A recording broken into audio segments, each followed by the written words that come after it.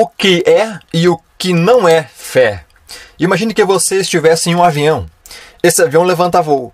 Lá em cima, tudo sossegado, de repente, o avião começa a chacoalhar. Você fala: Senhor, eu sabia que não era para mim estar aqui. De repente o piloto avisa: olha, o avião vai cair. Nós não temos como sustentá-lo. Então eu gostaria que você se preparasse. Antes de mais nada, você sai correndo, abre a porta do avião, pula e fala: Senhor, eu sei que o Senhor vai me segurar. Eu sei que o Senhor vai me segurar.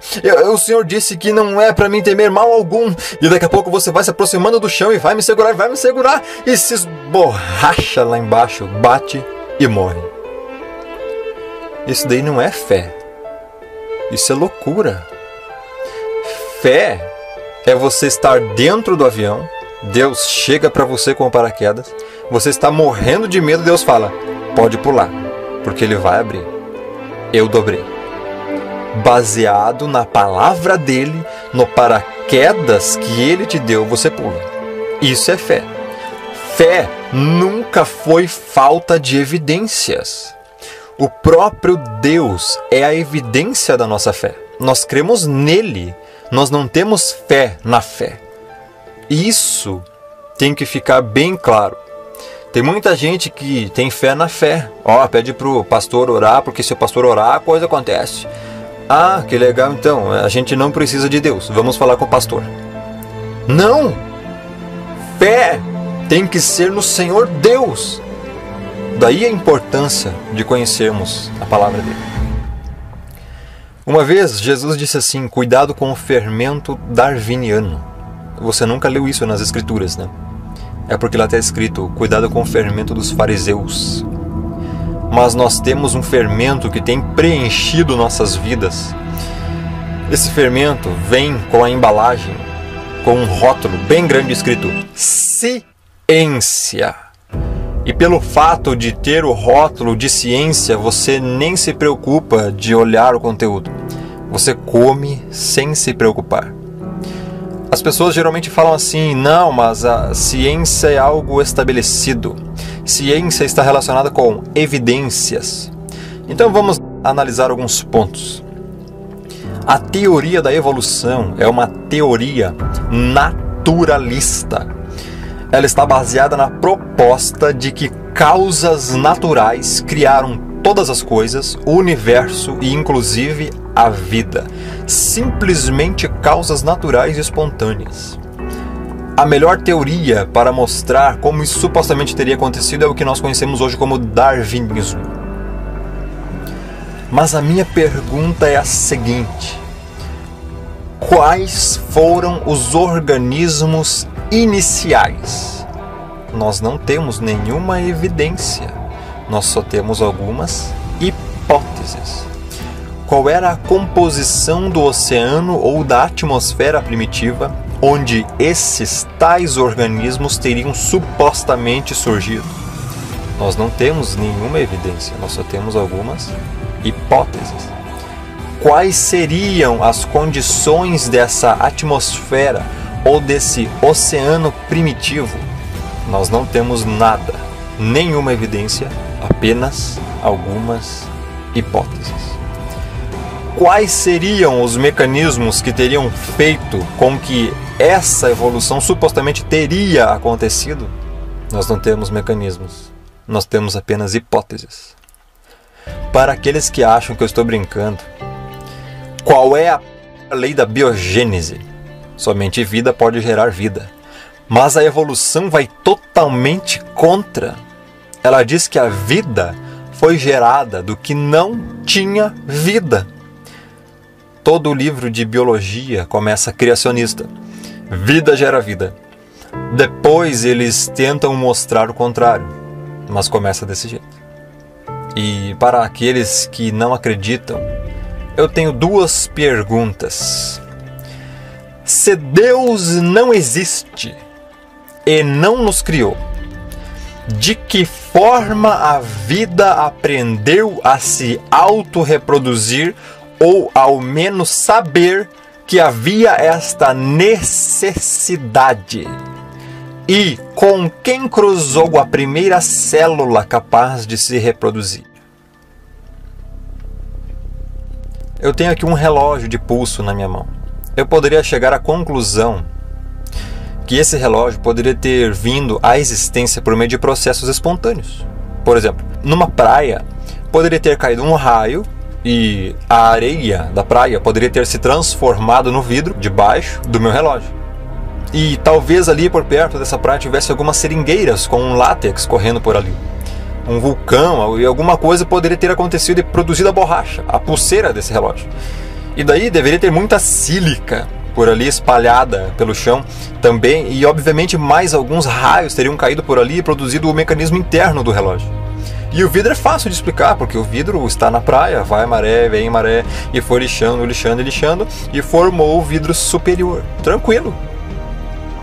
Eu pessoalmente acredito que esse relógio foi criado.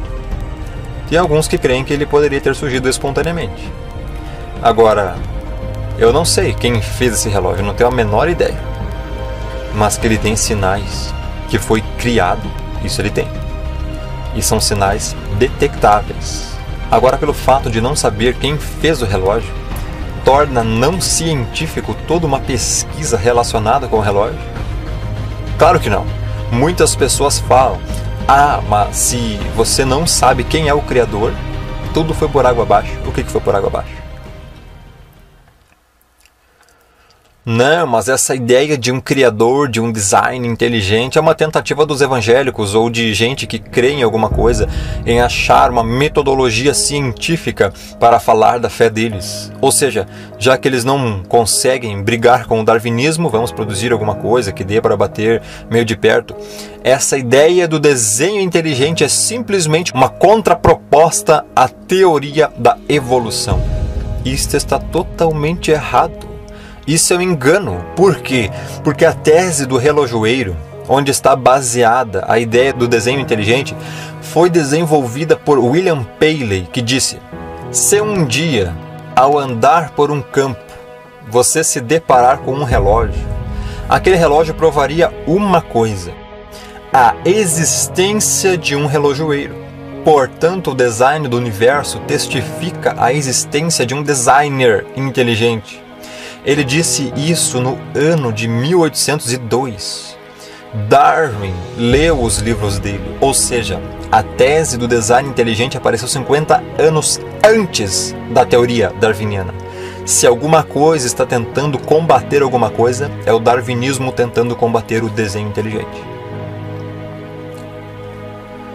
Não fiquem intimidados quando disserem para vocês: isso aí é uma proposta dos crentes. As pessoas pensam que os cristãos têm o cérebro de uma ameba, aquela mente fechada, aquela ignorância. Mas é assim que a grande maioria, a grande massa esmagadora está se comportando, como uma ameba. Não sabem falar a verdade, não sabem explicar a verdade, nem sequer buscam aprender a verdade e muito menos sabem a verdade. Esse é o cérebro de muitos que se dizem cristãos, infelizmente, que se dizem salvos. O QI? Em 1 Coríntios 2,16, Deus nos chama para termos a mente de Cristo. E eu pergunto, qual o QI que você tem? Estudar faz bem. Estudar a verdade sempre fez bem. Isso nos ajuda a conhecermos um pouco melhor o Criador. E é impressionante o que tem de gente que pensa que sabe tudo, que diz que não precisa de Deus, e até crente que quer mandar em Deus nas orações como se Deus fosse um Papai Noel que serve apenas para atender demanda de crente carnal. Já imaginou? Senhor, nós precisamos de um planeta de massa aproximadamente equivalente a 800 vezes a massa da Terra, que esteja numa órbita de aproximadamente 7 bilhões de quilômetros do Sol. E esse corpo celeste tem que ter uma velocidade angular tal que vá aspirar os cometas, pequenos asteroides e meteoritos em cima dele, para que não caiam sobre a Terra. Mas, Senhor, Deus, será que o Senhor nunca pensou nisso? O nome do planeta é Júpiter, e é para isso que ele funciona. Ele é um grande aspirador de pó para o nosso planetinha chamado Terra. Foi planejado. não está lá por mera coincidência. Há alguns anos atrás, um pequeno cometa quebrou em vários pedaços e todos eles caíram no planeta Júpiter. Um pequeno pedacinho que caiu em Júpiter deixou uma pequena cicatriz no planeta que daria para você colocar 8 planetas Terra nessa cicatriz. Já pensou uma pancada dessas em cima da gente? E tem gente que acha que tudo isso é por acaso, que Deus não existe, que Deus não pensou em tudo. Jó capítulo 21, verso 22 diz: acaso alguém ensinará ciência a Deus? A Ele que julga os que estão nos céus? 1 Coríntios 2,16: pois quem conheceu a mente do Senhor para que o possa instruir?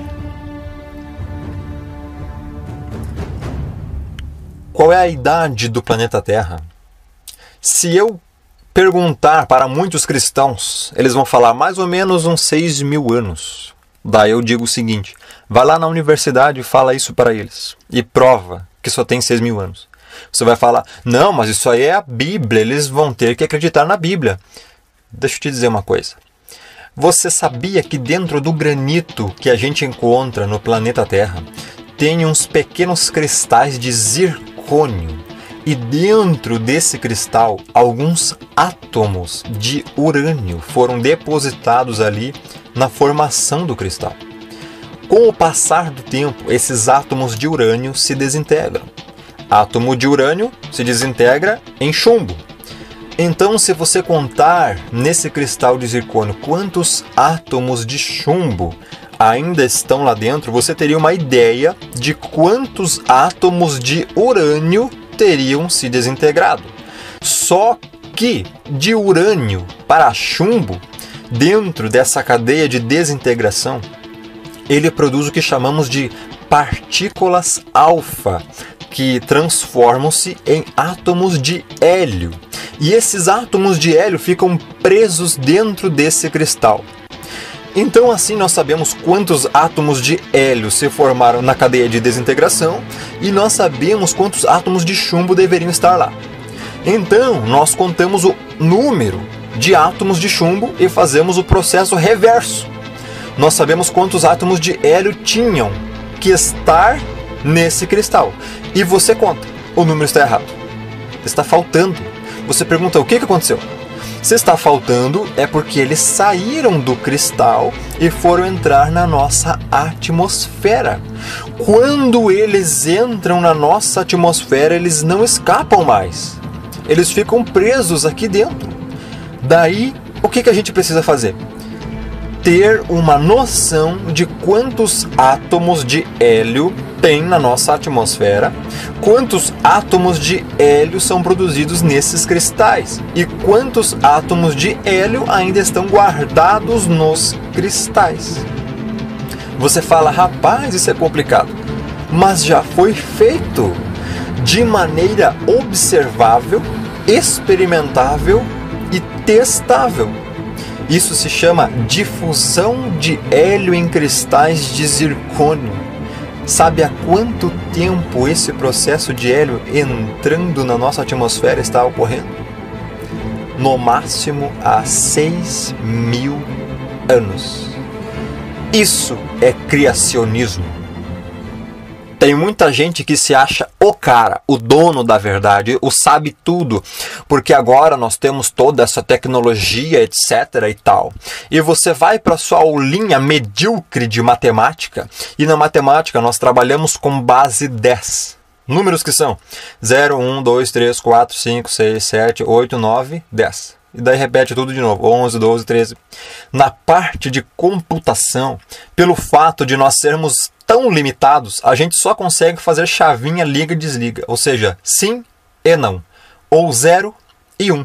Ou seja, na parte de computação, só tem 0 e 1. Então o computador só entende 0 e 1. Então como é que se escreve 2 em linguagem binária? Bom, para escrever 0 é 0, 0. Para escrever 1, 0, 1. Para escrever 2, 1, 0. Para escrever 3, 1, 1. Para escrever 4, 1, 0, 0. Para escrever 5, 1, 0, 1. Para escrever 6, 1, 1, 0. Para escrever 7, 1, 1, 1. Para escrever 8, 1, 0, 0, 0. Para escrever 9, 1, 0, 0, 1. E por aí vai. Mas para simplificar um pouco a coisa, o que eles fizeram? Linguagem ou sistema hexadecimal, base 16.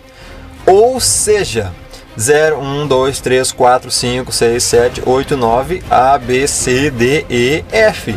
1, 0, 1, 1, 1, 2, 1, 3, 1, 4, 1, 5, 1, 6, 1, 7, 1, 8, 1, 9, 1, A, 1, B, 1, C, 1, D, 1, E, 1, F, 2, 0. O 2, 0 em hexadecimal significa 32 na base decimal. Você fala, ih, ralou, não entendi nada, ralou? A molecadinha do pré da Babilônia usava a base 60.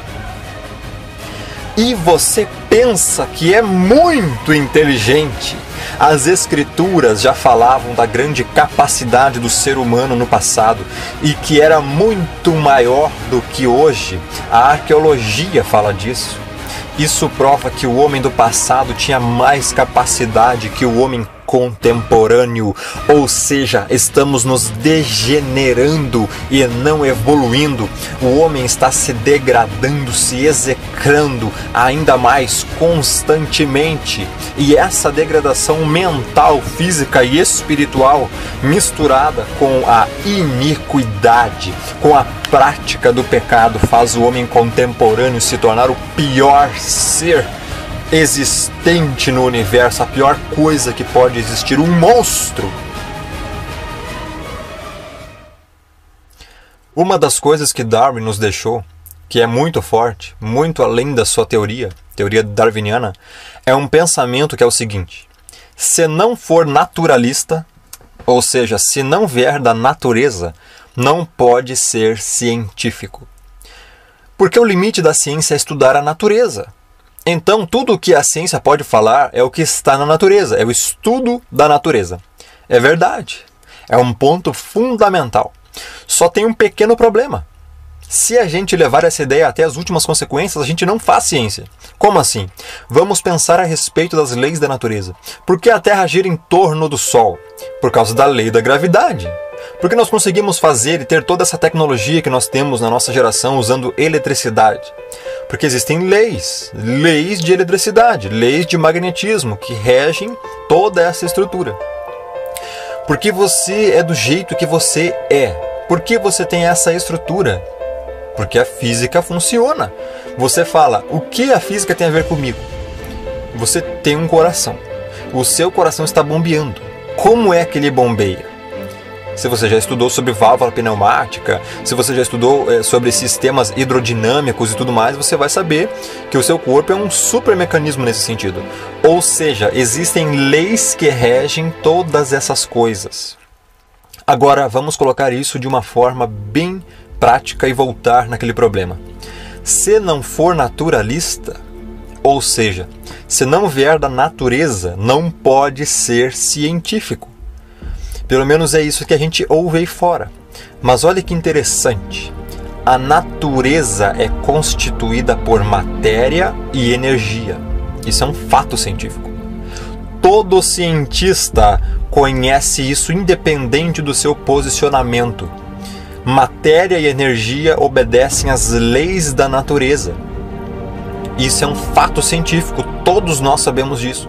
Se eu soltar um copo d'água, o que vai acontecer com ele? Ele cai? Por quê?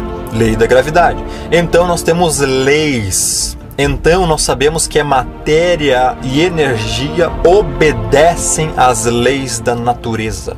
Só que matéria e energia não criam as leis da natureza. Aí surge um problema e uma pergunta. Qual a origem das leis da natureza? Resposta: não é a natureza. Isso nós sabemos. Ou seja, as leis da natureza não foram criadas pela natureza. Agora, se a ciência só pode ficar com aquilo que provém da natureza, a gente vai ter que jogar fora todas as leis da natureza. Porque as leis da natureza não são naturalistas. Ou seja, A origem delas não é da natureza. Esse é um dos primeiros pontos por onde vemos a importância da proposta do criacionismo dentro da área científica. As leis da natureza não foram criadas pela natureza. Esse é um ponto básico. Porque a Terra gira em torno do Sol por causa da lei da gravidade. O que fez a lei da gravidade? Não foi a natureza. Porque os elétrons de carga negativa, quando estão próximos, se afastam? Porque a carga elétrica é negativa dos dois. Carga elétrica negativa repele. Carga elétrica positiva com positiva repele. Carga elétrica negativa com carga elétrica positiva atrai. Fantástico. Foram os elétrons e os prótons que criaram isso? Não. Foi a natureza que criou essa lei? Não. De onde vem essa lei? Sobre informação genética. Nós somos um pacotinho de informação genética, desdobrado. Dentro de cada célula do corpo, com exceção das células vermelhas, existe um genoma completo.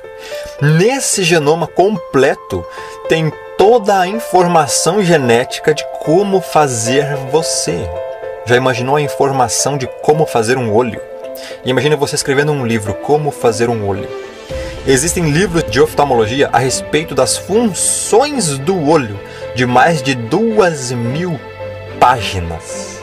Isso é só para mostrar como o olho funciona, não é nem como fazer o olho. Todas essas informações de como fazer você estão todas elas guardadas dentro de um filamento fininho.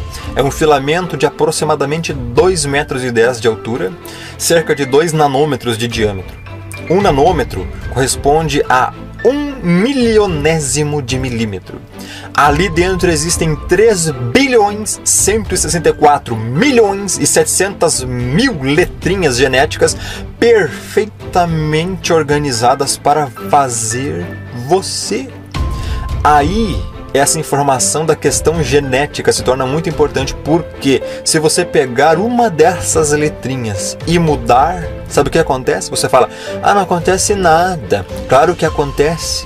Uma letrinha que muda, por exemplo, na sequência da hemoglobina, troca uma delas só e você tem anemia falciforme. Uma letrinha só. Só uma. É obra do acaso esse código genético? Esse código genético surgiu espontaneamente? Evoluiu? Então me responde, como ele teria evoluído se ele precisa estar completo e em ordem perfeita para funcionar corretamente? Vamos supor que isso aqui é o Windows 8. Aí eu pergunto para você, qual a origem do Windows 8? Aí você olha para mim e diz, isso aí parece que você comprou lá no R$1 da esquina. Não, isso aí você comprou lá na loja, porque é original. Você não respondeu a minha pergunta. Eu perguntei qual a origem do Windows 8. Tá, isso aí veio da China, porque aí diz Made in China. Não, você não respondeu a minha pergunta. Eu perguntei, qual a origem do Windows 8? Qual a origem? Microsoft. Essa é a origem do Windows. Qual a origem do código que produz a vida? Nós sabemos que processos naturais não produzem códigos. Eles não produzem informação. Qual a origem da informação que produz a vida? As pessoas geralmente falam assim, não, mas é só ver o DNA. Antes de discutirmos qual a origem da vida, precisamos discutir primeiramente a origem da informação que produz vida. E essa informação está contida no DNA. Quando nós vamos para os laboratórios fazer os testes, o interessante é que ali nós conseguimos demonstrar que processos naturais não produzem informação. Isso é uma lei. Já foi estabelecido que processos naturais não produzem informação codificada. Então, qual é a origem da vida? Está baseada na informação codificada que está no DNA. Então, o que veio primeiro, o DNA ou a informação? Os dois vieram juntos, foram criados simultaneamente. Porque o DNA sem informação não serve para nada. E informação sem DNA também não produz vida. os dois juntos foram criados. E para aqueles que ainda duvidam da existência de Deus, eu deixo a seguinte pergunta: o que veio primeiro, a mensagem do DNA ou o seu portador, que é o RNA? Ou a proteína, uma vez que a produção de cada um deles requer que os outros dois já estejam presentes? Toda a criação de Deus está cheia de exemplos de grande sabedoria, de um entendimento e de uma compreensão tal que para nós foge completamente do contexto em que consigamos entendê-la. Ao contemplarmos as abelhas, nós encontramos algo muito interessante. A abelha é um ser extremamente inteligente. Você sabia que não existem escolas de abelhas? A abelha não vai para a escola para receber um certificado de voo.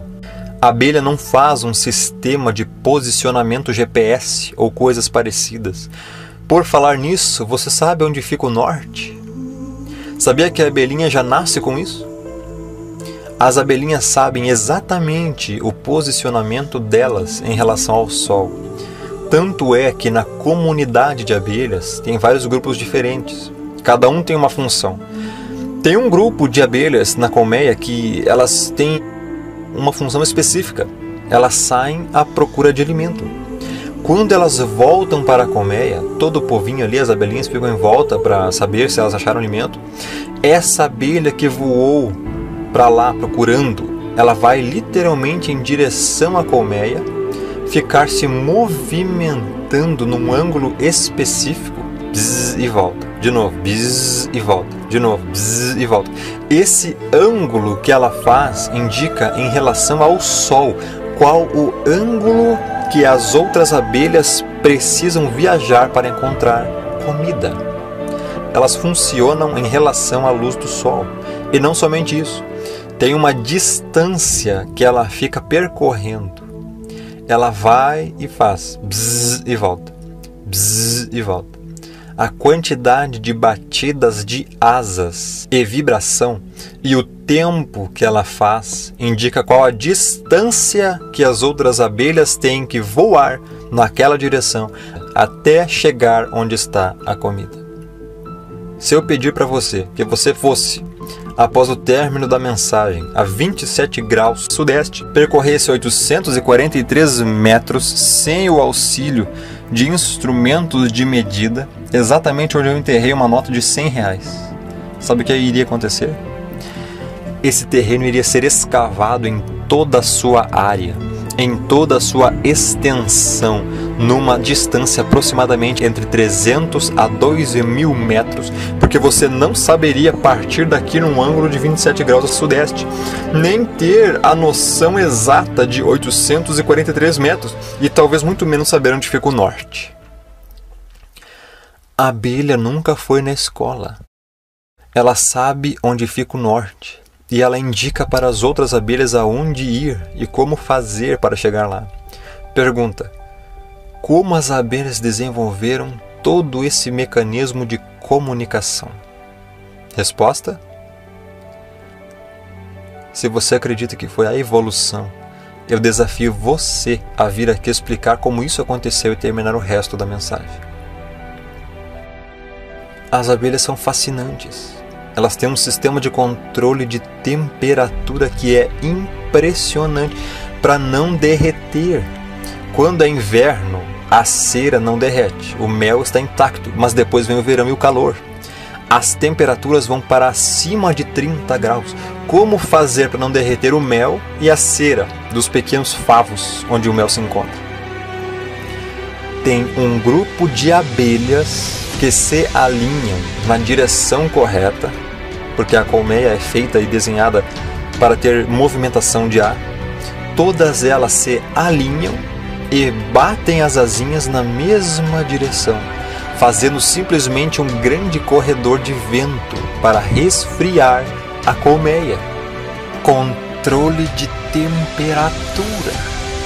E ainda tem gente que diz que Deus não existe. Me diz como um inseto tem essa inteligência. Isso prova a grandeza da sabedoria daquele que as fez. A teoria darwiniana não irá cair. Ela já caiu. O problema é que a elite não tem outra coisa para colocar no lugar. As suas principais teses já foram refutadas, mas as pessoas não querem entender isso. Uma vez um ateu disse: já que você crê em Deus, me responda, aonde é que Deus estava antes dele criar o mundo? Eu te respondo se você responder a minha. Onde estava a bolinha do Big Bang antes do Big Bang explodir? Eu tenho 4 perguntas aqui para todos os ateus evolucionistas. Quando o Big Bang, ou Big Bang, grande baboseira, supostamente começou o universo, o que foi que explodiu?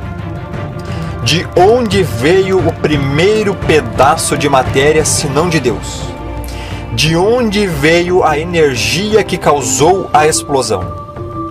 De onde veio o espaço para dentro do qual a explosão se expandiu?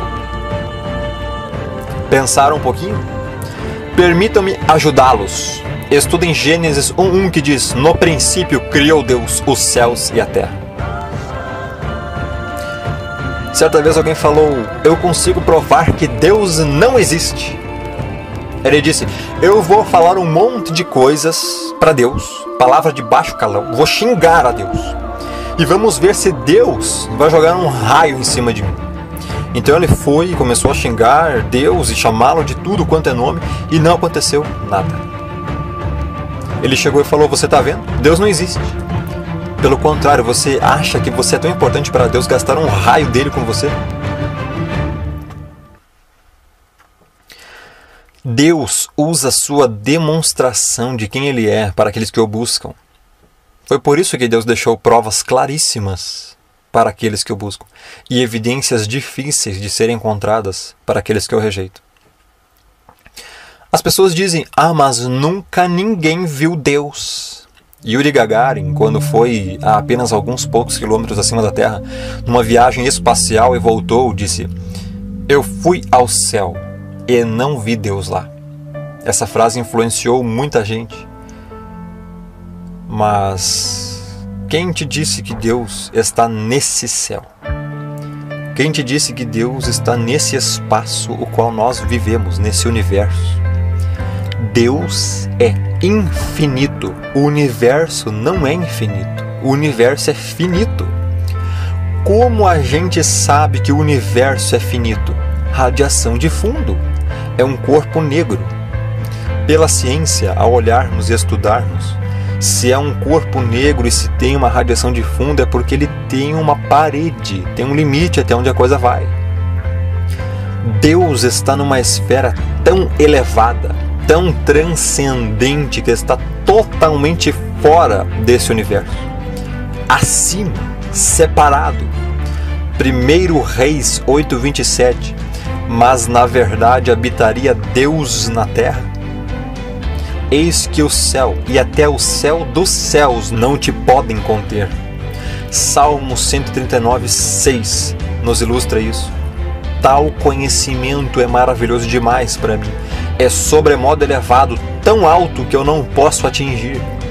Como é que você pode pensar que Deus pode ser visto nesse universo? As pessoas também dizem: mas quando Deus apareceu? A pergunta está errada, porque Deus criou o tempo. A pergunta é: quando o tempo foi criado? Perguntar quando não faz sentido, porque o tempo não tinha sido criado ainda. Deus não precisa do tempo. O Deus das Escrituras, ele disse que não olha para o futuro. Ele é. Deus não olha na frente para ver o que vai acontecer. Isso não faz sentido. Ah, Deus viu o que ia acontecer. Isso daí não é bíblico. Porque Deus é. Ele não será. Ele não foi. Ele é. Em Êxodo 3, 13 e 14, diz: então disse Moisés a Deus: eis que quando eu for aos filhos de Israel e lhes disser: o Deus de vossos pais me enviou a vós, e eles me perguntarem qual é o seu nome, que lhes direi? Respondeu Deus a Moisés: eu sou o que sou. Disse mais: assim dirás aos olhos de Israel: o eu sou me enviou a vós. Esse é o Deus das Escrituras. Se você crê num Deus que foi ou num Deus que será, não é o Deus da Bíblia, porque o Deus da Bíblia diz que Ele é. Deus não criou o mundo e o universo olhando lá no futuro. Não, Ele já estava no futuro. Ele é o futuro. Porque Ele é no sentido de estar em todo o tempo todo. Para você entender isso, você precisa entender primeiro o que significa Kairos e Kronos. Kairos é tempo em grego e significa o tempo em relação a Deus. Kronos também é tempo em grego, mas indica tempo em relação ao homem, um tempo finito, limitado. Daí originou-se as palavras cronologia, cronológico, do Cronos, do tempo que acaba. Deus habita onde o tempo é ilimitado, eterno, na eternidade sem fim. Nós habitamos numa esfera onde o tempo é Cronos, limitado, que acaba. Então, quando alguém pergunta quando Deus apareceu, é Gênesis 1:1. No princípio criou Deus os céus e a terra. Deus já existia antes do princípio, antes do tempo, antes da criação desse universo. Do contrário, Ele não poderia ter criado no princípio, ou seja, Ele criou o princípio. Deus criou o tempo, o Cronos, e esse tempo finito teve um começo e terá um fim quando forem criados os novos céus e a nova terra. E Deus sempre existiu antes e continuará existindo depois, porque foi Ele próprio quem criou o tempo, o Cronos. Para você ter uma ideia do tamanho e do poder de Deus e da nossa insignificância perante Ele e sua criação, tenha em mente isso. Nesse universo criado existem mais estrelas, que são sóis, do que todos os grãos de areia de todas as praias e de todos os desertos do nosso planeta. Existem bilhões de galáxias, cada galáxia contém bilhões de estrelas. As maiores galáxias existentes são as elípticas. Elas contêm até 1 trilhão de estrelas.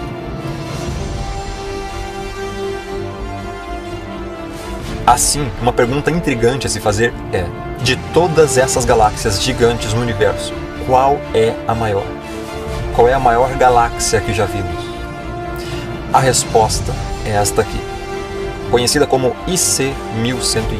Esta galáxia está a 1 bilhão de anos-luz na constelação de Serpente. Esta é a maior galáxia do universo conhecido. Ela é enorme, tem um diâmetro de 6 milhões de anos-luz e uma massa de mais de 100 trilhões de estrelas, sendo grande parte dessa matéria na forma da misteriosa matéria escura. A IC 1101 tem mais de 50 vezes o tamanho da Via Láctea e 2.000 vezes mais massa. Se ela fosse colocada no lugar da nossa galáxia, ela engoliria a Grande Nuvem de Magalhães, a Pequena Nuvem de Magalhães, a Galáxia de Andrômeda e a Galáxia do Triângulo.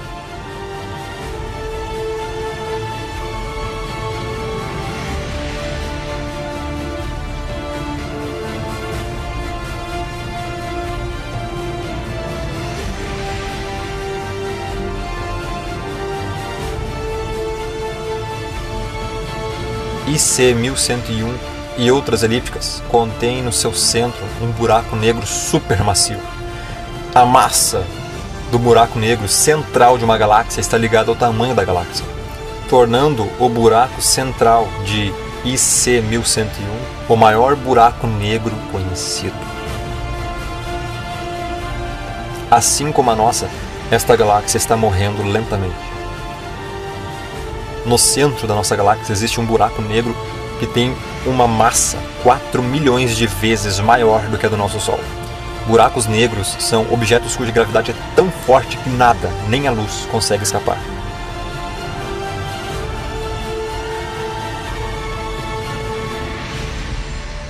Lá no livro de Gênesis, quando nós tratamos da pessoa do Senhor Deus, dizendo que Ele que criou todas as coisas, as pessoas chegam e falam: rapaz, mas acreditar no livro de Gênesis, aquilo lá é simplesmente algo do passado. Sim, é algo do passado, realmente, faz bastante tempo, inclusive.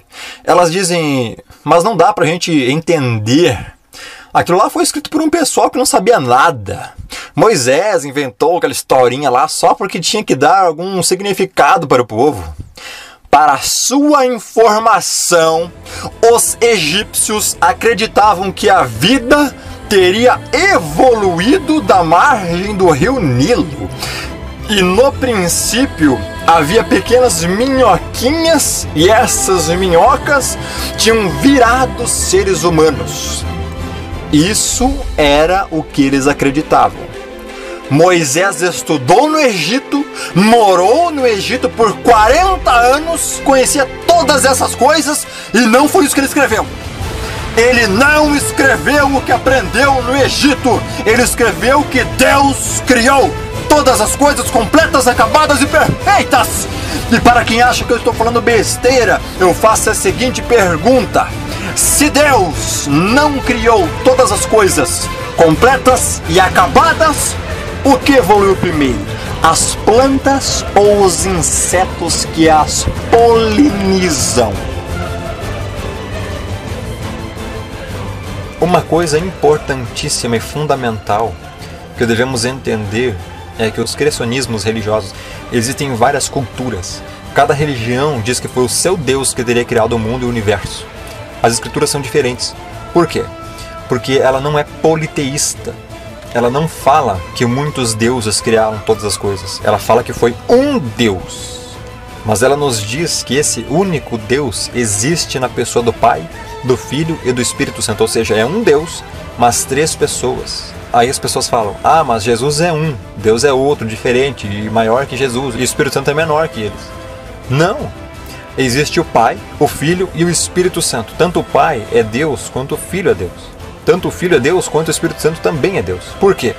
Porque os 3 possuem os mesmos atributos. Os 3 são um único Deus. É como um triângulo, cada lado dele é triângulo.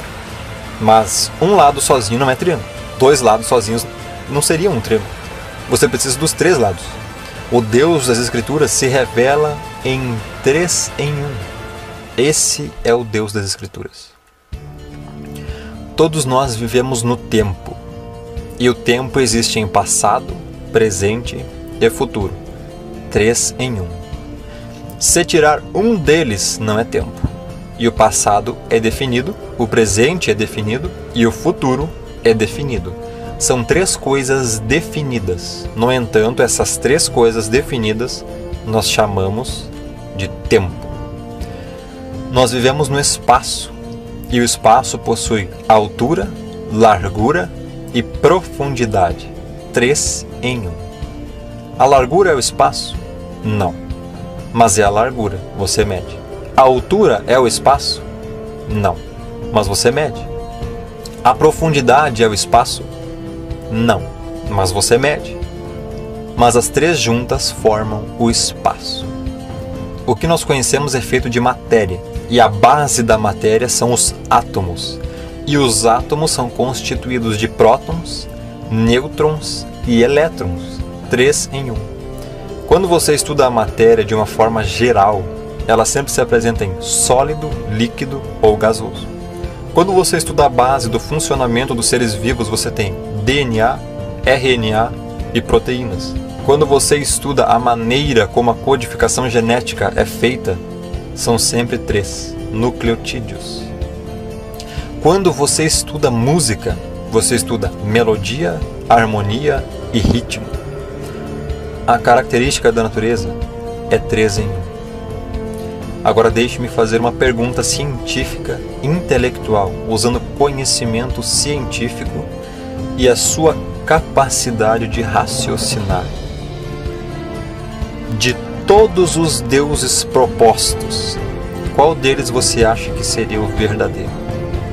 Quem criou o mundo, o universo e o homem não foram Izanagi e Izanami do shintoísmo, não foi Brahma, Vishvakarma do hinduísmo, não foram os Devas, não foi Apocontix e Viracotra da mitologia inca, Pangu da mitologia chinesa, Zeus da mitologia grega, Gadu, Jabulon da maçonaria, Alá do criacionismo islâmico, Horus, Osíris do Egito, não foi Moloch, Moloque, Belmarduk, Satanás, nem Baal dos carnais, nem Mamon dos que cultuam as riquezas, nem Glu-Glu Balabalá dos neopentecostais, muito menos o Homo sapiens, e muito menos o que o Homo sapiens fez com o próprio ventre, porque todos esses são deuses falsos e mortos.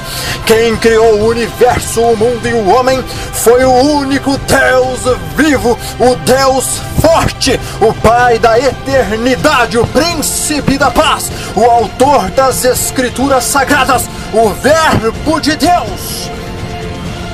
Todas as descobertas científicas, quando comparadas com qualquer livro ou doutrina que não seja as Escrituras, não entram em conformidade, entram em desacordo, em discrepância. Por quê? Porque esses livros estão errados, são mentira, são religiões sapiensais, ou seja, inventadas pelo homem. Mas quando comparadas com as Escrituras se encaixam com a maior harmonia e consonância. Sabe por quê? Porque o Deus que é o autor da vida e de tudo o que existe também é o autor das Escrituras. Estude qualquer um dos outros criacionismos que existem por aí, sem ser o criacionismo bíblico, e procure comparar esses criacionismos com o que a ciência tem descoberto. Depois pegue o que as Escrituras nos dizem e compare com o que a ciência tem descoberto como leis e evidências, não teorias. Porque tem gente que fala, mas a teoria da evolução e a Bíblia não fecham. Verdade, a teoria da evolução é uma teoria. Ela não tem nenhuma prova, só suposições e hipóteses. Agora, o criacionismo, as Escrituras e a ciência verdadeira estão em pleno acordo. O criacionismo bíblico é testável? É impossível testar como Deus fez o mundo e ninguém jamais vai conseguir. Mas ele nos deixa evidências de que está perfeitamente correto o que foi proposto, relatado e mostrado nas Escrituras. A salvação é pela fé. Hebreus 11:1. Ora, a fé é a certeza de coisas que se esperam e a convicção de fatos que não se veem. Se tudo fosse explicado, como seríamos salvos pela fé? Se tudo fosse explicado, como seríamos salvos pela fé? Deus nos dá a chance de salvação, mas nós queremos não ser salvos. As Escrituras tratam do criacionismo descritivo. Deus vai contando o que ele fez. Em Gênesis 1:9, disse Deus, ajuntem-se as águas debaixo dos céus num só lugar, e apareça a porção seca, e assim se fez. Logo no começo das Escrituras, você vê que o planeta Terra, na sua origem, tinha um único continente chamado Pangeia. Em 2012, é que foi comemorado 100 anos dessa proposta. Em 1964, um grupo de cientistas na Inglaterra se reuniu para ver se essa proposta, que um dia o planeta Terra tinha um único continente, era algo plausível ou não. Espera aí, as Escrituras já falavam nisso. Em Gênesis 2 fala da descrição a respeito da mulher. Deus chega a Adão, vê que não era bom ele estar sozinho e diz que vai fazer uma companheira, uma auxiliadora, uma adjutora para Adão. E qual o processo que Deus usa para fazer essa auxiliadora? Uma forma bem simples. Deus faz cair pesado sono sobre Adão, remove uma das suas costelas, fecha o lugar com carne e transforma essa costela em uma mulher. Eu gostaria que vocês entendessem o quão científico isso é. Deus fez cair pesado sono sobre o homem e ele adormece. Isso é anestesia geral. Adão iria ser operado, Deus estava preparando o paciente. Depois ele pega uma das suas costelas. Por que a costela? Porque na costela existe medula óssea vermelha, que é onde nós encontramos célula-tronco. Se você vai clonar alguém, é dali que você tem que tirar. Não vai tirar de fio de cabelo, não vai tirar de unha do dedo da mão. Ele tira da costela, porque é o lugar mais próximo da superfície. E aí Deus encerra a cirurgia como? Fecha o lugar com carne. Isso é o quê? Cirurgia plástica. Depois Deus pega e transforma esse material genético que havia retirado de Adão em uma mulher. O que existe de problemático em clonagem e engenharia genética? Quando nós estudamos os primeiros capítulos de Gênesis, todos eles são científicos. E se eu te disser que toda a raça humana veio de um único casal, você acreditaria? Aí você diz, mas existe uma grande variedade. A genética molecular, através de estudos do DNA mitocondrial, mostra que todos vieram de uma única mulher. Estudos que foram realizados no ano de 1987 pela doutora Rebecca Kahn e equipe da Universidade da Califórnia, campus de Berkeley, tiveram um resultado muito interessante. Ela pegou o DNA mitocondrial. O DNA mitocondrial é algo que é passado de uma geração para outra só pela mãe. Não é passado pelo pai. Você tem o DNA mitocondrial da sua mãe, não tem o do seu pai. Eu tenho o da minha mãe também. Então, se pegarmos o DNA mitocondrial de todas as pessoas, o que nós temos? A resposta é simples. Um DNA que é exatamente igual. Isso significa o quê? Se o meu DNA é igual ao seu, e o meu DNA veio de uma antepassada, e o seu também, isso significa que todos viemos de uma única e mesma mulher. Essa é a conclusão que a ciência já chegou. E não somente isso. A ciência também chegou à conclusão que essa mulher teria vivido entre 6.000 a 6.500 anos atrás. Onde que foi publicado isso? No panfleto de evangelização sobre o estudo bíblico? Não. Numa publicação científica chamada Trends in Ecology and Evolution. As escrituras já falavam isso há mais de 4.000 anos no livro de Gênesis. Mas isso não é possível. Olha a variedade que nós somos. Deixe-me pegar apenas uma delas para estudarmos. Vamos pegar a cor da nossa pele. Vamos supor que o pai tem esse material genético e a mãe tem aquele material genético. Então o filho nasceria com uma combinação de material genético, ou seja, ele vai pegar uma carga do pai e uma da mãe. Ele poderia ter pego a combinação emão, ou a combinação emão-eminho. Ou a combinação eminho-emão, ou a combinação eminho-eminho. Se nós pegarmos, por exemplo, o negro, ele tem o emão-emão. O branco tem o eminho-eminho. E essa cor do meio é uma junção do emão-eminho. E a pergunta é essa: qual seria a cor de Adão e Eva? Se Adão e Eva fossem negros, todos os habitantes do planeta seriam negros também. Por quê? Porque a gente só teria carga genética emão-emão. E se Adão e Eva fossem brancos, todos os habitantes também seriam brancos, porque a carga genética seria só eminho-eminho. Então, Adão e Eva teriam que ser emão-eminho. Você fala, como é que você sabe? Porque isso daí produziria toda a variedade. Biblicamente, cientificamente, qual seria a cor de Adão e Eva? Eles não seriam negros nem brancos. Eles não seriam esses dois extremos. Mas eles já foram criados com toda a informação genética para produzir toda essa variedade. Só que tem uma coisa, essa variedade é limitada. Não aparecem seres humanos azuis, verdes, laranjas. Ou seja, existe uma limitação da variação. Quem trabalha com gado, por exemplo, conhece bem isso. Você vai trabalhando com gado, é possível variar, mas chega uma hora a variação bateu o limite. Não existe mais variação. Você chegou no limite da informação genética.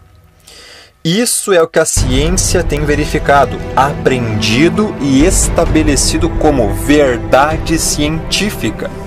Mas a teoria da evolução diz que não. Ela diz que continua. O que a ciência descobriu é que a capacidade de variação das formas de vida é limitada. Para que o evolucionismo seja verdade, a capacidade de variação deve ser ilimitada. Dentro desse contexto ainda das questões relacionadas à informação genética. E a capacidade de adaptação? As pessoas têm algumas dúvidas. Por que os habitantes que moram na África têm a pele escura? Ah, porque lá na África tem muito sol, foram queimando, olha a cor que eles ficaram. E por que os europeus são brancos? É porque lá faz pouco sol, chove muito, quase sempre nublado, daí eles ficaram muito na sombra e ficaram branquelos do jeito que eles são. Não tem nada a ver isso daí. A questão da cor da pele está relacionada com a informação genética. Os de pele mais escura, por terem um mecanismo de absorção e dissipação de calor diferente daqueles que têm pele clara, procuram climas mais quentes. Os que têm pele clara, devido ao processo de absorção e dissipação de calor, procuram climas mais frios. Não é uma questão de, vamos para a África, que daí os nossos descendentes vão ser todos moreninhos. Se você é um branquelo e for, os seus descendentes vão ser grandemente abençoados com câncer, porque não é parte da estrutura. Depois disso tudo e de todas essas informações, você acreditar na evolução, então é o desafio a ateus e evolucionistas. Vocês podem me dizer alguma coisa que vocês sabem sobre a evolução? Qualquer coisa que seja verdade? Tudo o que a ciência tem descoberto já estava escrito na palavra de Deus. Algumas descobertas científicas, a movimentação das correntes atmosféricas, ciência atmosférica. As escrituras já falavam nisso 1000 anos antes de Cristo. Eclesiastes 1:6. O vento vai para o sul e faz o seu giro para o norte, volve-se e revolve-se na sua carreira e retorna aos seus circuitos. Ciclo hidrológico, grande descoberta científica, que até ao meio do século passado ainda se questionava. Eclesiastes 1:7 já falava disso. Todos os rios correm para o mar, e o mar não se enche. Ao lugar para onde correm os rios, para lá tornam eles a correr. A gravitação da Terra, 1800 anos antes de Cristo, as escrituras já afirmavam isso. Em Jó 26:7 diz: Ele estende o norte sobre o vazio e faz pairar a terra sobre o nada. Tem uma frase que diz assim: vemos o universo da maneira como ele é, porque se fosse diferente, nós não estaríamos aqui para vê-lo. Eu fico pensando, o que mais falta para falar, ei, que tal admitirmos que fomos criados? O que a ciência tem descoberto em todas as áreas aponta para a criação. As escrituras tratam de todas as áreas da ciência, só procurar. O Deus que fez todas as coisas é o mesmo que escreveu as escrituras. Estude ciência e estude as escrituras, para você ver se a mente não é a mesma. Você vai chegar à conclusão que é, com certeza. A ciência devidamente estabelecida e as escrituras corretamente interpretadas nunca entrarão em contradição. Ciência e fé se misturam sem a menor sombra de dúvidas. Sempre se misturaram e sempre andarão juntas. A diferença entre uma boa ciência e uma ciência ruim é apenas uma: a fé do pesquisador. Depois de tudo isso, depois de todas essas evidências testáveis, observáveis, depois de toda essa explanação, você diz: eu continuo não acreditando em Deus. Você não conseguiu me convencer que Ele existe e nos criou. Primeiro, quem convence não sou eu, é o Espírito Santo. E se Ele não te convenceu é porque o teu lugar vai ser o inferno. Segundo, eu tenho um texto para você. Provérbios capítulo 19, verso 29. Preparados estão os juízos para os escarnecedores e os açoites para as costas dos tolos. A maior tolice, ignorância e estupidez é não acreditar que Deus existe. A maior palermice é não servi-lo. os satanistas, os ocultistas, os maçons sabem que existe um mundo espiritual e que nesse mundo existem entidades espirituais, demônios, os quais lhes concedem poder e riquezas. Eles têm contato com eles. E você, um pobre coitado, miserável e cego que vive dentro de uma Matrix, pensa que não existe um ser superior? Então me responde o que esses satanistas estão fazendo e ganhando dinheiro com isso que eles estão fazendo e poder. Deixa de ser ignorante! Abra os seus olhos! Não confie muito no seu cérebro! Ele é caído! Não acredite no que os outros te dizem! Acredite no que as Escrituras dizem! Escute o que Deus está te dizendo! Você precisa ter fé! Sem fé é impossível agradar a Deus. E a fé sem obras é morta. Se você não crer, você não pode ser salvo. Só que tem uma coisa: não basta apenas crer. Crer, do hebraico, aman, significa permanecer firme e fiel. Do grego, pisteu, significa depositar toda a confiança em. Existem demônios que diante de Deus têm melhor postura do que a maioria dos seres humanos desse planeta, porque os demônios creem que há um Deus só, e eles o temem e tremem. E tem gente, principalmente os que se dizem cristãos, que não teme e nem treme diante de Deus. Tiago 2,19 diz: tu crês que há um Deus só? Fazes bem. Os demônios também creem e tremem. Crer na existência de Deus simplesmente te qualifica a ser um demônio. Não confunda acreditar em Deus e conhecê-lo em confiar em Deus e permanecer fiel a Ele. Você diz: eu confio em Deus e permaneço fiel a Ele.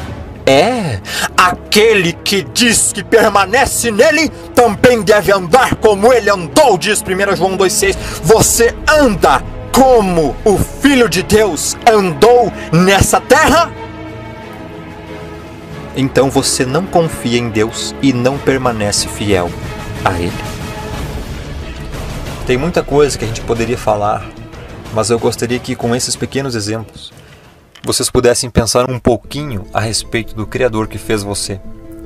Eu gostaria que vocês ficassem admirados com o Criador. Todas essas coisas são parte da sua criação. Só o Criador, o Senhor dos Exércitos, o Deus das Escrituras, é aquele que deve receber da nossa parte toda a honra, toda a glória e todo o louvor, pelos séculos dos séculos, por toda a eternidade. Apocalipse 4:11 diz: tu é digno, Senhor e Deus nosso, de receber a glória, a honra e o poder, porque tu criaste todas as coisas e por tua vontade vieram a existir e foram criadas. Are you the king of the Jews? Does this question come from you? Or have others told you about me? Do you think I'm a Jew? It was your own people and the chief priests who handed you over to me. What have you done? My kingdom does not belong to this world. If my kingdom belonged to this world, my followers would fight to keep me from being handed over to the Jewish authorities. No. My kingdom does not belong here. Are you a king, then? You say that I am a king. I was born and came into the world for this one purpose. Em João 18:38, quando o Filho de Deus estava perante Pilatos, sendo julgado, Pilatos fez uma pergunta muito interessante para o Senhor. A pergunta foi: And what is truth? o que é a verdade? A pergunta foi interessante, mas a pergunta estava errada. Tanto é que ele não a respondeu. Ele não responde porque ele já tinha respondido antes. Como ele respondeu? João 8:32-36. E conhecereis a verdade, e a verdade vos libertará. todo o que comete pecado é escravo do pecado. Se, pois, o Filho vos libertar, verdadeiramente sereis livres. Ele orou dessa forma em João 17:17. Santifica-os na verdade. A tua palavra é a verdade. Que verdade é essa que liberta? Que palavra é essa que liberta? O Filho de Deus, o fiel e verdadeiro, coloca isso de uma forma muito bonita. Em João 14:6 ele diz: eu sou o caminho, a verdade e a vida. Eu quero dizer para vocês que verdade não é um conceito, verdade não é uma evidência, verdade é uma pessoa, e tudo o que essa pessoa diz é verdadeiro, tudo o que essa pessoa pensa é verdadeiro, tudo o que essa pessoa faz é verdadeiro, e é possível conhecê-lo ainda.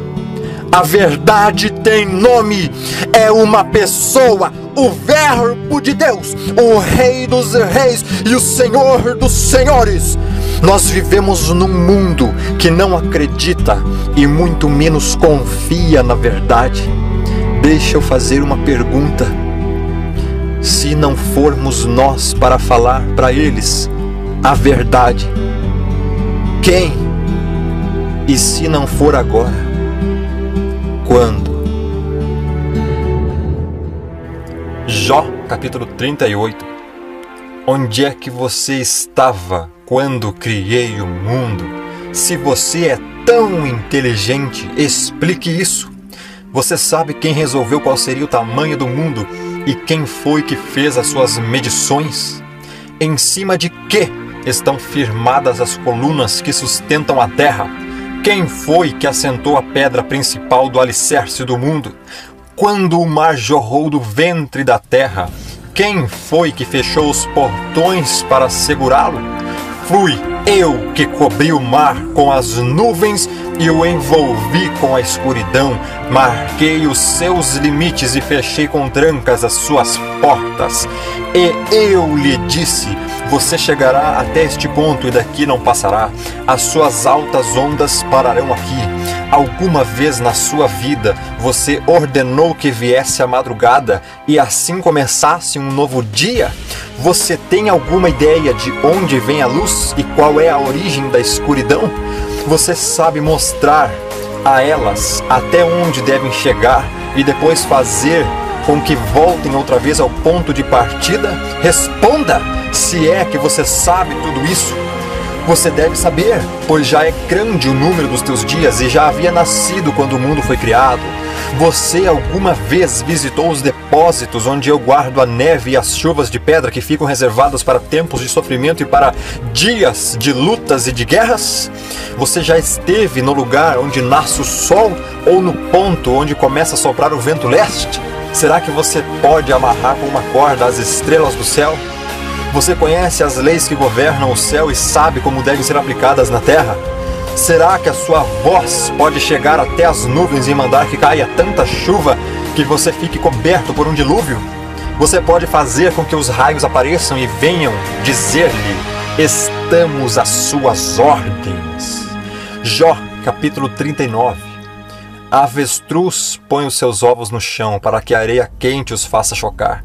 Ela nem pensa que alguém vai pisá-los ou que algum animal selvagem pode esmagá-los. Ela age como se os ovos não fossem seus e não se importa que os seus esforços fiquem perdidos. Fui eu que a fiz assim, sem juízo, e não lhe dei sabedoria. Porém, quando ela corre, corre tão depressa que zomba de qualquer cavalo e cavaleiro. É você que ensina o gavião a voar e abrir as asas no seu voo para o sul? Será que a águia espera que você dê ordem a fim de que ela faça o seu ninho lá no cume das rochas? Jó, capítulo 40. Deus disse: você desafiou a mim, o Deus Todo-Poderoso. Vai desistir ou vai me dar uma resposta? Mostre agora que é valente e responda as perguntas que lhe vou fazer. Será que você está querendo provar que sou injusto? Que eu sou culpado culpado e você é inocente? Será que a tua força pode ser comparada com a minha? Será que você pode trovejar com voz tão forte como eu? Se você pode, então orna-te, pois, de excelência, dignidade e grandeza, e veste-te de majestade, glória e esplendor. Olhe para todos os orgulhosos, faça explodir a sua raiva contra eles e humilhe-os. Esmague os perversos no lugar onde estão.